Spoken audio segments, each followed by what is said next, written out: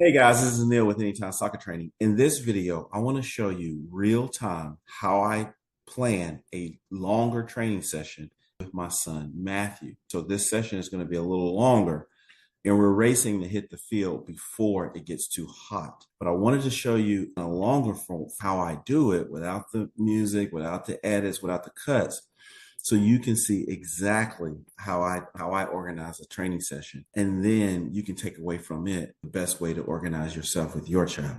The first thing is I log in via the single sign-on. I'm training Matthew, so I'm going to log in as Matthew. The goal is to populate his favorites with the videos that we're going to do. The way Anytime Soccer Training is set up, it goes through the entire genome of individual skill development. And what that means is we're going to start in the same way you would start a typical session with a dynamic warm-up. If there are multiple kids, I may start with a tag game. These are folders, and I'm going to pin that folder to my favorites. You could bookmark the folder once we complete them all. So this is letting me know that we have not finished all the videos in that folder. If Matthew was training with his older brother, Adam, I would also add a passing warm-up. They enjoy that. They talk to each other. Now, if I was not sure if I finished all the videos, I would click inside the folder and I would see that videos that he's done have a green check and the ones he has not done have red checks. Now I want to go to juggling and aerial control. Start with a juggling warm-up. That's just continuous juggling. They have different size balls, different parts of your foot. Sometimes it asks you to freestyle, sometimes it asks you to use your body, but it's just a continuous juggling. And then I'm going to scroll all the way down into the folder that has not been bookmarked. And I know he needs to do another 5-minute juggling session. This one is going to be working on walking, running, traveling, flicks, that kind of stuff. Now we're going to do ball mastery. So he is here in the 1000 touch. So we're going to do the 1000 touch here, and we're going to do the 1 cone one and the latest 2 cone.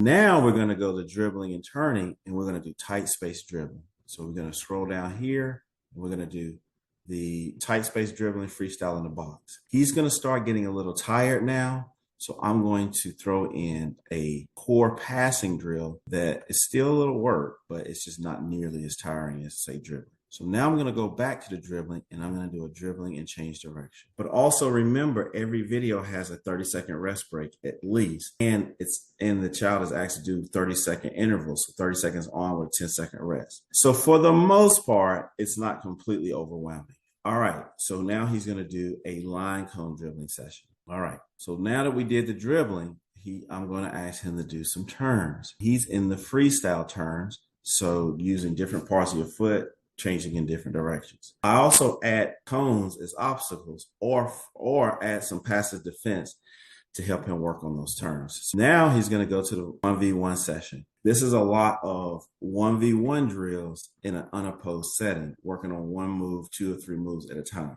L behind, soul rolls, all this 1v1 changing direction.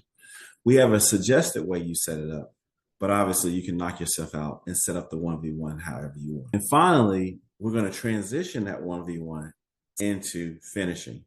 First, I'm going to do a series called rapid fire finishing. That's where he's kicking the ball off from stationary, he's kicking the ball rolling, and I'm going to add these first 2. It's just different rapid fire, but he's going to get a lot of shots off in front of goal in a very small amount of time. And then I'm going to add the 1v1. Kids love it, and it's also important to work on. Now, I add a twist to the 1v1 in finishing because I have him come at different angles than what's appeared here. We have an attacking winger one where he's coming at an angle. But this one, I'm kind of having him come in the video, he's going straight on and then going wide, which is fine. But I prefer for him to be coming wide and then doing a 1v1 move, changing direction, and finishing. So now let's go back to my favorites. We're going to do a functional warm-up. That's about 7 minutes. A juggling warm-up will be 2 to 4 minutes. Then a juggling video, which will be about 5 minutes. Then he's going to do some ball mastery, toe taps, 1 cone ball mastery, 2 cone ball mastery. Then he's going to do some tight space dribbling, freestyle. Then he's going to do, and I'll make it like a landmine.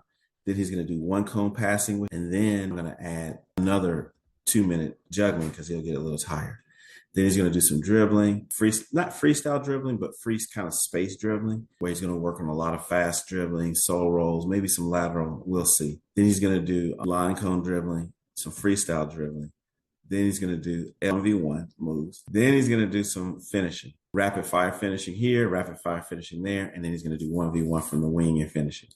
If you have any questions, definitely reach out to me personally. Again, this is a super long session because my boys have been doing this for a long time. But if you just pick one video area and one video and you consistently did those throughout the course of the year, your child's skills, confidence, technical ability will skyrocket.